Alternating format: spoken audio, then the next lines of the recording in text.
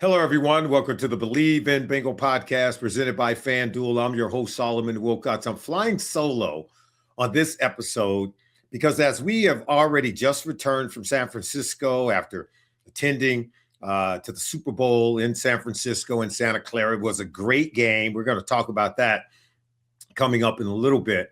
But I wanted to get started today because right now we're entering what we call team building season. It's the offseason. We're official because the Super Bowl has been played, and now all the other 32 teams, every single one of them, are trying to figure out how to play in the next Super Bowl, which is going to be played in Los Angeles in February on Valentine's Day, February 2027. Remember, the last time the Super Bowl was in Los Angeles at SoFi Stadium, it was the Cincinnati Bengals who played in that game against the LA Rams. And everything I think the Bengals should be working towards is getting back to that game. As it turns out, we are a long ways from it. And we're going to talk more about where the Bengals are, because I do believe they are at a crossroads in their franchise history. But first, we got to talk about Trey Hendrickson. I wanted to start today by having a conversation because it's being reported that the Bengals could use the franchise tag on Trey Hendrickson. Trey has been a phenomenal player for this team. He never wanted to be a distraction for the team. And I do think last year in the offseason, it was a complete distraction. At no point did Al Golden have his two best defensive linemen practicing together, and Shamar Stewart, of course, and Trey Hendrickson. That's not the case. It should never come down to that. Cincinnati Bengals need every single player practicing every single day. And Trey Hendrickson wants to do that. Of course, you got to have contracts. You got to have a contract in place. You got to have certain insurances just in case you get hurt. If you get hurt, all things are off the table. There's not a one of us would drive our car and pull it out of the garage and take it down the road if we didn't have that car insured.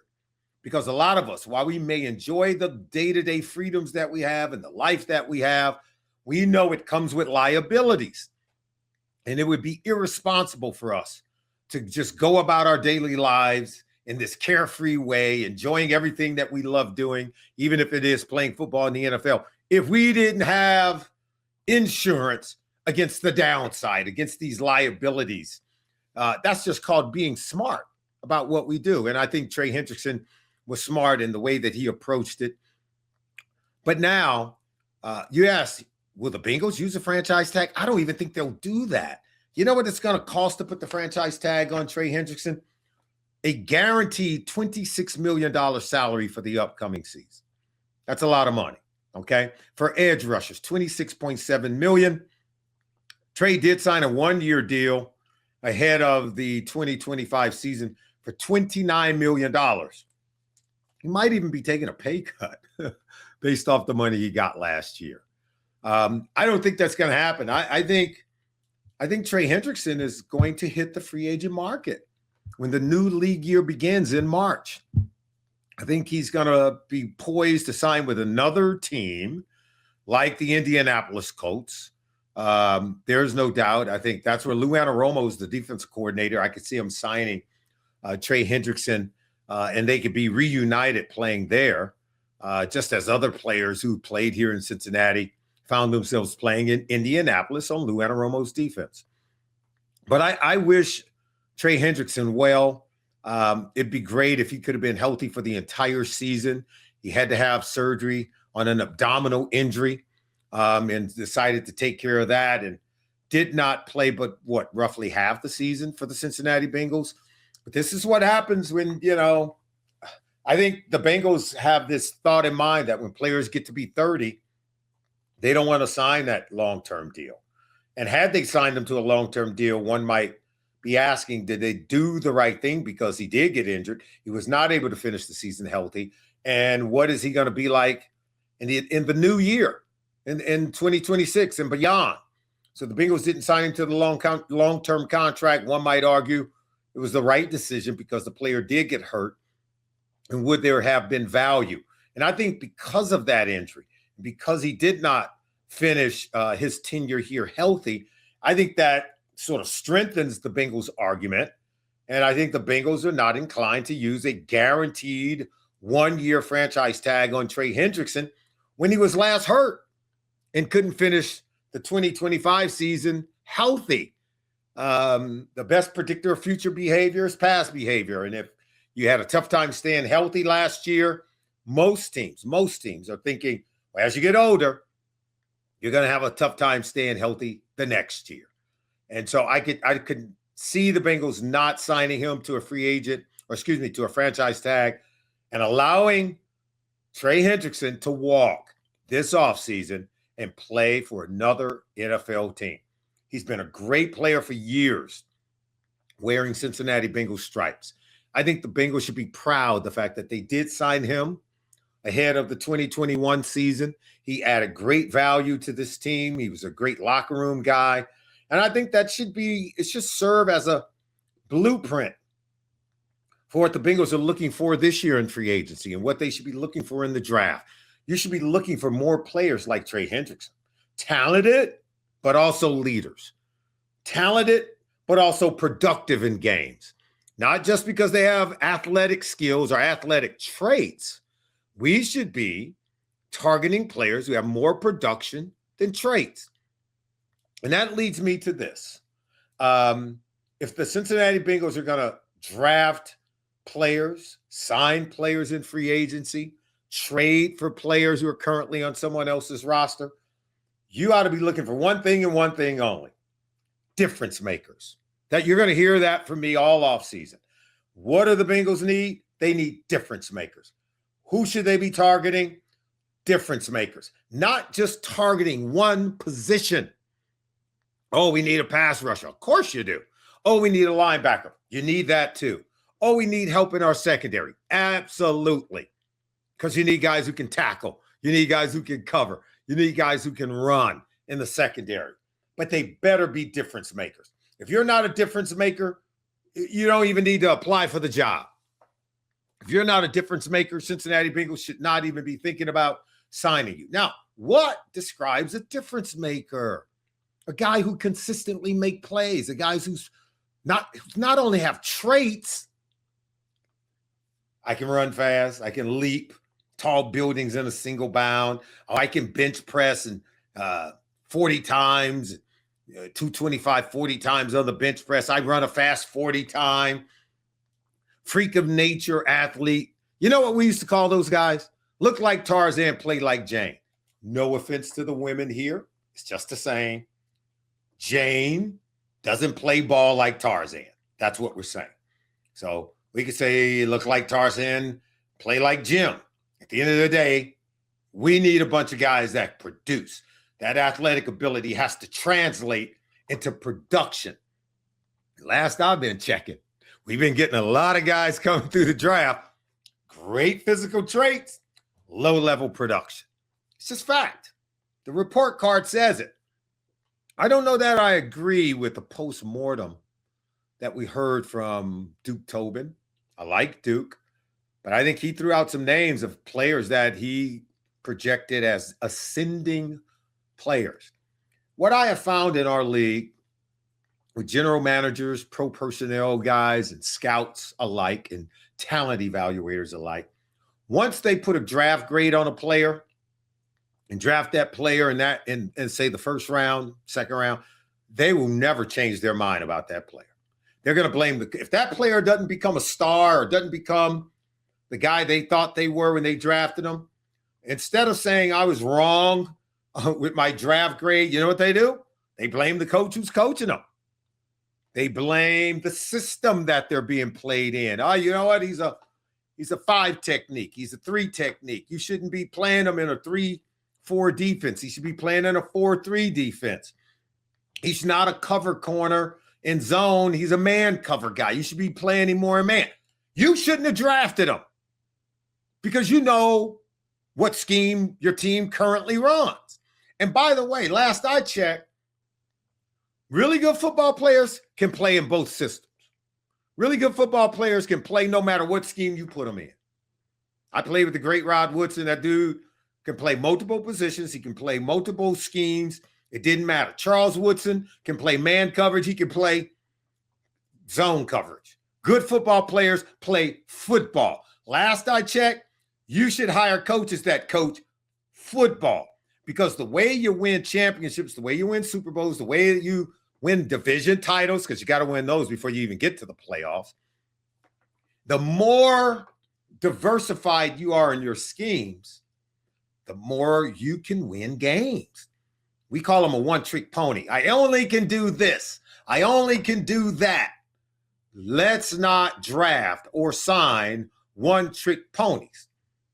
And if the player can't perform and can't produce, let's not go blaming the coaches. It wasn't Lou Anarumo's fault, and it ain't Al Golden's fault, because Al Golden, last I checked, is a really good football coach. So it is not his fault. And I keep telling Cincinnati Bengals fans, stop with the fire Zac Taylor bit. We're not firing Zac Taylor. Zac Taylor can coach an offense. Zac Taylor can coach quarterbacks. Zac Taylor knows how to get players open in a passing game. I got to have a conversation with Zac about putting the quarterback under center more. I would love to see him run the ball more from quarterback under center and do more power runs, pin and pull. With our big offensive linemen, we got some big dudes. We should be wearing Myles Garrett out. If you're going to play Myles Garrett, you can't get no spread offense that you're going to play shotgun offense and drop back 50 times a game and not end up on the ground. Okay. So we can talk about that. But listen, Zac Taylor's he's been a phenomenal coach for the Cincinnati Bengals. And oh, by the way, I'm going to tell you something. I got the list here. I got the list right here. These coaches that coached under Mike Shanahan, Kyle Shanahan, Sean McVay, from that coaching tree, that West Coast tree, Gary Kubiak, who did win a Super Bowl. You see his son, Clint Kubiak, now getting a head coaching job. You had Kyle Shanahan, Sean McVay, Matt LaFleur, who's now the Green Bay head coach, Mike McDaniel, who was the head coach in Miami. He's now the offensive coordinator with the LA Chargers. Great coach, by the way. The guy knows the running game. Kevin O'Connell comes out of this system. Zac Taylor comes out of this system. Dave Canales, Liam Cohen, Mike LaFleur, now the head coach of the Arizona Cardinals. Kevin Stefanski, two-time coach of the year. Robert Saleh. These are all good coaches. Zac Taylor is one of them. Stop with the chants, okay? Know what the guy is doing. He's helped Joe Burrow become one of the best quarterbacks in our league. That's right. Players don't become great on their own. No doubt. Joe's great. But players can't coach themselves. I say, even quarterbacks, they need good coaching. There's no doubt. Particularly in the formative years, these early years of their career. And I don't think we're giving Zac Taylor enough credit for how good Joe Burrow has become, particularly early in his career. Now, you could say, well, Joe was going to do that anyway. I would tell you, and I think if you were to have a candid conversation with Joe Burrow, you say, in what ways did Zac Taylor help you to become the quarterback that you are today? You know what? He trusted me. He believed in me. He taught me some things in terms of the game plan and the system that we run. And then he gave me the freedom to blossom and work within that system. Any things that I wanted to do, new ideas, things that I wanted to try, he empowered me to take ownership of the offense. That's great coaching. Trust me. And I watch Zac Taylor in games against some of the best coaches, Andy Reid, against some of the best opposing quarterbacks, Pat Mahomes, go toe-to-toe, calling games. We need a score. Can't score too quick because can't leave too much time on the clock for Pat Mahomes. Not only do we score with the game-winning touchdown, but we also eat time off the clock. I watch Zac Taylor do it. I watch it. He can coach. He can manage clock. He can set his offense up to make plays. And the run game got better last year in the second half of the season. And so we have year over year, we've had an anemic run game. We have not had a high run play percentage, and we have not had high run play production. There is an area where the offense can improve, and that is it. But you don't go firing your head coach, who's also your offensive play caller, and your coordinator over something like that, because I do believe it will get better, and we saw signs of it at the end of the 2025 season where the run game did have some marked improvement with Chase Brown toting that rock. Keep it up, Chase. You're doing one heck of a job. But anyway, we have to emphasize difference makers. And we also have to emphasize difference makers who are leaders. Remember Andrew Whitworth? I don't know why we let him go, but we didn't. I don't think we assessed enough what he truly meant for the team, because I think he clearly had years left in the tank after he was 30. I think that's why they ended up letting him go, just because he was the magical age of 30. Oh, God forbid we should have a player who's 30 on our team, even though he's your best offensive lineman, even though he's your best leader in the clubhouse. And you need leaders on your team because they are the ones who police the locker room. They're the ones who help the coach when the coach has a vision, a message. Those guys deliver that message, and they make sure that everyone is walking in lockstep with one another, adhering to the vision, adhering to the message that has been sent out. Andrew Whitworth was one of those dudes, but we just carelessly let him go because he's 30. That's lazy, by the way. Just because a guy is 30, you automatically assert he can't play anymore. Matthew Stafford can still play. There's a lot of guys in this league can still play at 30. So you're going to have to give me some more nuanced evaluation, Cincinnati Bengals, if you're just going to throw guys out the door because they had a 30th birthday. It's not good enough. That's not working well for you, by the way. DJ Reader was another quiet leader on this team. You ask anybody, who was the dude in the clubhouse? It was DJ Reader. And sometimes I don't know if the front office or if coaching staff, which they should, but I get it. Sometimes they don't know who that guy is. They don't know that the other guys respond to that guy more than they do anybody else. You see? Some of our great teams, Boomer Esiason was a great leader. He really was. Tim Crumrine, bad dude, great leader. Because Timmy just gives you a look. And you just said, okay, Timmy, yeah, what are we doing again, Timmy? What are we doing? That guy he led by example. And he was such a courageous player. He was such a hard worker. He set the model for what was required in our daily work, in our daily grind, and what's going to be required to win games. Tim Crumrine, for me, is one of the all-time great leaders for this organization. And so it's those guys that you got to pay attention to, those guys that you got to maybe keep them a little bit longer. You may say, well, they're not as productive as they used to be, but you know what? They're force multiplier because all the other guys are going to do exactly what that guy tells them to do. They're going to do exactly as he does every single day. And they create an identity for your football team. They create a zeitgeist or a mentality, a culture for what the team stands for. You can go around this league and you can take of the 32 teams, there's probably 10, maybe not even that you can say, this team, what do they stand for? You can start rattling off maybe 2-3 things. What does this team stand for? Well, you rattle off 2 or 3 things because that's their identity. That's the team, the town, the franchise. They have like they're iconic for what they stand for, and they've never deviated. If I ask you, what do the Cincinnati Bengals stand for? They've been here for 50 plus years. When you think of that team, what is their identity? What do they stand for? What is the culture? Answer that question to yourself. I could tell you this.